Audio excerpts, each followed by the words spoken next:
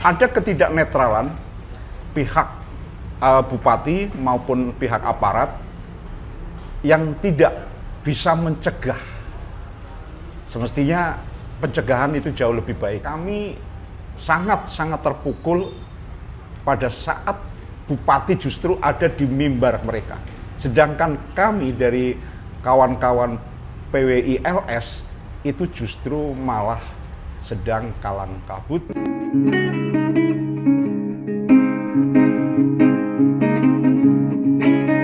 Bentrokan antar dua massa, yaitu antara FPI dan PWI LS yang terjadi pada Kamis dini hari pada tanggal 24 Juli tahun 2025, dan dari kejadian ini ada 15 orang mengalami luka-luka.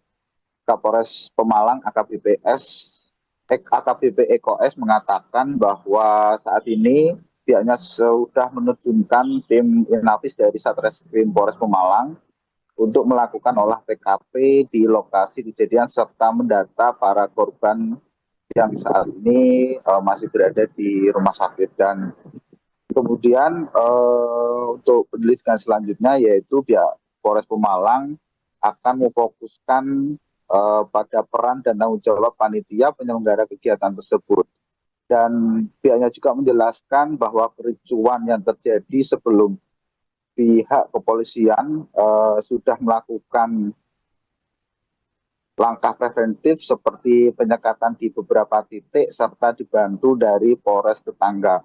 Dan AKBP Eko juga mengungkapkan sebagian besar massa yang terlibat dalam bentrokan berdarah ini berasal dari luar Kabupaten Pekalongan, dan pihaknya juga menghimbau kepada masyarakat khususnya Kabupaten Pemalang untuk tetap tenang dan tidak mudah terprovokasi serta menyerahkan sepenuhnya penanganan kasus ini kepada kepolisian. Dari pihak Polres Pemalang masih melakukan penyelidikan dan mengumpulkan beberapa saksi terkait kejadian kemarin yang berujung 15 orang mengalami luka, dan saat ini sudah rawat jalan sudah ada 13 orang dan 2 orang saat ini masih di rumah sakit Pemalang, yaitu di Rumah Sakit Siaga Medika, kemudian dan satu lagi di RSI Al-Ikhlas Pemalang. Langkah awal ketika selesai kegiatan dari tim Serse Inafis melakukan olah TKP, kemudian melakukan pendataan terhadap korban. Nah, selanjutnya akan dilakukan pendalaman dan penyidikan untuk menentukan langkah ke depan. Penanggung jawab kegiatan itu dari mana? Untuk Warga atau orang panitia dari kelompok FPI. Untuk Warga setempat? Warga setempat untuk menyelenggarakan pengajian. Pasca kericuan ini apakah ada pengamanan kembali di lokasi setempat? Baik, untuk pasca kejadian kami dengan Polres dan jajaran Satintel kita selalu melakukan patroli keliling. Patroli, kemudian teman-teman Intel untuk selalu mendeteksi diri dan melakukan penggalangan sehingga kita bisa antisipasi dengan cepat apabila terjadi hal-hal yang tidak diinginkan. Lalu terkait kedua belah pihak membawa senjata itu apakah sudah dilakukan sweeping sebelumnya, Bunda? Tadi disampaikan oleh Pak Mas bahwa perencanaan sudah matang. Kita juga melibatkan Polres-Polres untuk melakukan penyekatan. Harapannya adalah kelompok-kelompok mereka tidak ada yang membawa senjata, sehingga harapannya kegiatan pengajian tersebut itu aman, tertib dan tidak ada hal yang berdampak terhadap kami. Perkiraan berapa ribu sih dan semalam, Bang, untuk total massa dari pengunjung sama FPI? Kurang lebih sekitar 1000-an, kurang lebih ya. Itu lebih banyak didominasi dari luar daerah Pemalang atau Dari luar. Saya bersama Mas Andi yang kemarin juga membawa korban, bener ya Mas Andi? Ya. Membawa korban dari insiden yang memilukan kemarin di Petarukan Pemalang. Bener? Di Begundan, Petarukan. Gitu. Itu sebenarnya apa sih Mas yang terjadi di sana itu waktu itu gimana Mas? Sebenarnya ini ada ketidaktegasan, ada ketidaknetralan pihak bupati maupun pihak aparat yang tidak bisa mencegah. Semestinya pencegahan itu jauh lebih baik. Kemarin sempat bawa berapa korban itu? Dan dibawa ke lari kemana? Ya, saya bawa 3 korban karena mobil saya tidak muat untuk bawa, sedangkan korban yang lain saya tinggal. Itu yang paling parah sampai matanya, maaf ya, keluar ya, bijian ini. Berarti memang beberapa bener ya Mas? Berarti ada beberapa korban yang kena sayatan senjata tajam. Sayatan. Iya, karena sobek cukup dalam ya di sini, terus di alis gini mata. Ketika di lokasi terjadinya chaos awalnya gimana sih Mas? Awalnya itu ada lemparan batu dari pihak FPI. Akhirnya terjadi saling balas. Dan terjadi chaos di sana. Chaos. Sempat berapa menit itu chaos kira-kira? Ada sekitar awal ya, yang pertama itu sekitar setengah jaman ada.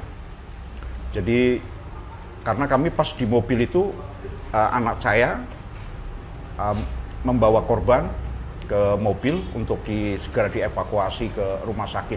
Pertama kali saya bawa ke Puskesmas Petarukan karena kurang cukup ya peralatan dan lain sebagainya, kami bawa ke rumah sakit Siaga Medika di situ juga ada 9 korban sehingga bednya itu tidak cukup, sehingga kami membawanya ke rumah sakit Islam ke Malang dan ke RSHS. Itu kondisinya gimana? Waktu dibawa ada yang kena sayatan senjata tajam, terus ada dengar-dengar ada yang tidak sadarkan diri seperti itu? Semuanya tidak sadarkan diri. Dari 9 korban itu? Yang saya bawa aja. Ya, saya bawa itu 3 orang, itu 1 di puskesmas, yang 2 saya bawa ke rumah sakit, itu dalam kondisi tidak sadar. Jadi merintih lah ya. Itu karena wajah mukanya itu udah penuh dengan darah. Terus darah menetes. Ada sedikit yang aneh Mas, karena di sana ada pelemparan batu, sedangkan di lokasi sendiri sempat saya ke sana dan tim itu jalan adalah jalan beton. Ya. Itu bagaimana Mas itu? Ya.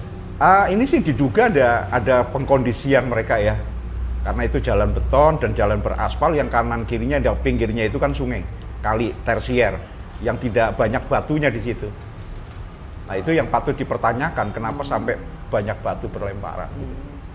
Lalu dugaan membawa sajam juga sama, memang sudah ada yang mempersiapkan atau bagaimana? Ya, kalau dari Laskar Sabilillah itu tidak diperkenankan, karena itu juga awal juga sudah ada semacam sweeping bagi para peserta yang atau kehadiran dari luar kota itu untuk tidak membawa senjata tajam.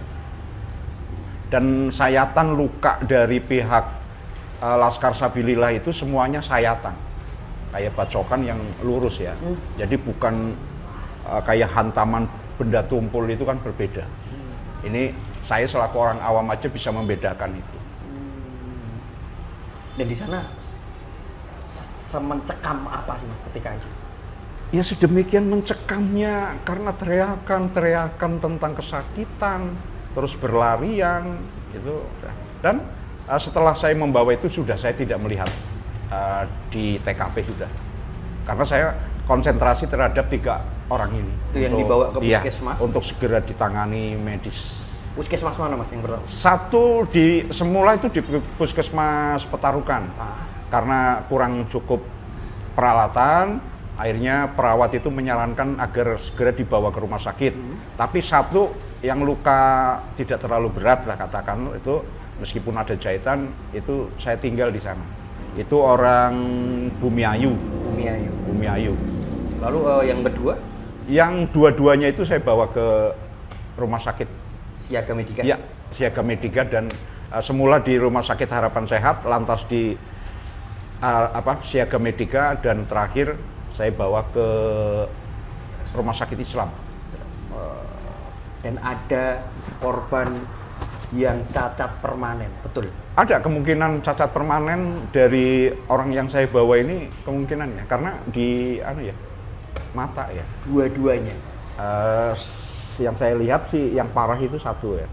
Ya ini ya karena lukanya di antara mata ini kan kita juga belum tahu persis, bisa jadi itu buta. Iya. Sekarang kondisi korban masih pada di masih perawatan. di rumah sakit Islam, dilayani di IGD dengan baik dan juga dilayani di ruang perawatan. Mas, banyak yang bertanya, ada petugas keamanan di sana, ada pihak polisian, ada pihak TNI. Apakah di sana kekurangan jumlah atau bagaimana sampai terjadi chaos ini untuk mengatasi itu? Atau ada tiba-tiba chaos dan pasukan belum siap dari pihak keamanan atau bagaimana waktu di lokasi? Usaha-usaha persuasif untuk bisa dicegah itu sudah kami lakukan. Komunikasi dengan Bupati, dengan Pak Dandim Kapolres itu sudah kami lakukan. Ya, sebanyak apapun saya kira pencegahan itu jauh lebih baik daripada sebanyak apapun aparat di situ. Karena yang terpenting ini adalah komunikasi dua arah yang bisa saling menghargai. Nah, dengan adanya kami komunikasi itu dan kami sangat-sangat terpukul pada saat Bupati justru ada di mimbar mereka. Sedangkan kami dari kawan-kawan PWI LS itu justru malah sedang kalang kabut. Di antara mereka kok masih tega di mimbar. Di sisi lain ada saudara-saudara kita yang kesakitan dan chaos sedemikian rupa. Karena ada orang Pemalang ini, ya, orang Mejagong korbannya. Ini adalah warga Bupati juga. Ada korbannya dari Pemalang. Berarti itu acara dilanjutkan sampai akhir ya? Saya tidak kurang tahu karena saya sudah konsentrasi terhadap korban. Ya. Mas, komunikasi sebelumnya juga sudah dilakukan ya? Sudah. Dengan pihak keamanan segala macam? Sudah. Tapi dengan Bupati menyarankan agar HRSI untuk tidak dihadirkan. Lantas cukup hanya doa saja, tidak ada orasi dari HRSI, itu sudah. Iya.